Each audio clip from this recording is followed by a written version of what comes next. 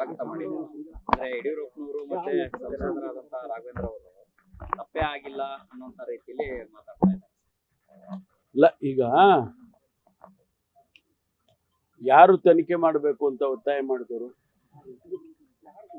ಬಹಳ ಜನ ಆ ಭಾಗದಲ್ಲಿ ಇರ್ತಕ್ಕಂಥವ್ರು, ಪ್ರಗತಿಪರ ಚಿಂತಕರು, ಆ ಭಾಗದಲ್ಲಿ ಜನ ಸಮುದಾಯ ಮತ್ತು ಅವರೆಲ್ಲ ಸೇರಿ ಒತ್ತಾಯ ಮಾಡಿದ್ದಾರೆ, ಕಂಪ್ಲೇಂಟ್ ಕೊಟ್ಟಿದ್ದಾರೆ. ಕಂಪ್ಲೇಂಟ್ ಕೊಟ್ಟವರು ಕೂಡ ಹೇಳಿದ್ದಾರೆ ಇಲ್ಲೆಲ್ಲ ಈ ರೀತಿ ಆಗಿದೆ ಅಂತ. ಅದನ್ನ ತನಿಖೆ ಮಾಡಿ ಆಗಿದೆ ಆಗಿಲ್ಲ ಅನ್ನೋದು ಗೊತ್ತಾಗ್ಬೇಕಲ್ಲ. ಸುಮ್ಮನೆ ಹೀಗೆ ಹೇಳ್ಕೊಂಡು ಹೋಗ್ತಾ ಇದ್ರೆ ಅದು ಕಾನೂನು ದೃಷ್ಟಿಯಲ್ಲೂ ಕೂಡ ಸರಿ ಕಾಣಿಸೋದಿಲ್ಲ. ಹಾಗಾಗಿ ಅದರ ತನಿಖೆ ಆದೇಶ ಮಾಡಿದ್ದೇವೆ. ತನಿಖೆಯಲ್ಲಿ ಏನು ಬರುತ್ತೆ ಗೊತ್ತಿಲ್ಲ ನಮಗೆ.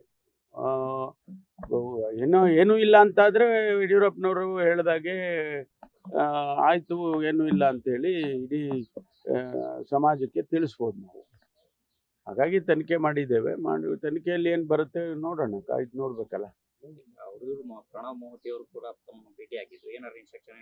ಇಲ್ಲ, ಇನ್ಸ್ಟ್ರಕ್ಷನ್ ಏನಿಲ್ಲ. ಅವರು ನನಗೆ ಜವಾಬ್ದಾರಿ ಕೊಟ್ಟಿದ್ದೀರಾ, ಥ್ಯಾಂಕ್ ಯು, ನಾ ಮಾಡ್ತೀನಿ ನನ್ನ ಕೆಲಸ ಅಂತ ಹೇಳೋದು.